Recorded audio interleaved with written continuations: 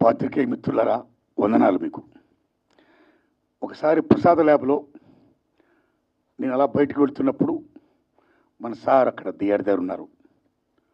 Final mixing దియాడి దగ్గర ఉన్నారు. ఆయన వారు కనపడిన వెంటనే విశేష వెంటనే ఆ మహానుభావుడు ఇప్పుడు ఏం చేస్తారు సినిమా పలానా సినిమా అన్న విశాఖ ఉక్కు ఆంధ్ర హక్కు ప్లాన్ చేసుకుంటున్నా సార్ అని చెప్పా. ఆయన ఒక మాట అన్నారు, నారాయణమూర్తి గారు మీ సినిమాలు సక్సెసా ఫెయిల్యూరా పక్కన పెట్టండి, మీరు చేసే ప్రతి అటెంప్ట్ కూడా ఒక అచీవ్మెంట్, మీకు ఎప్పుడు ఏ సహకారం కావాలని చేస్తాను అని ఆ మహానుభావుడిని అడగకుండా ఎంతో సహాయ సహకారం అందించాడండి. ఆయనకి నాకు ఏ అబ్లిగేషన్ లేదండి, కేవలం నా పట్ల నా సినిమా పట్ల ఆయనకున్న అభిమానం.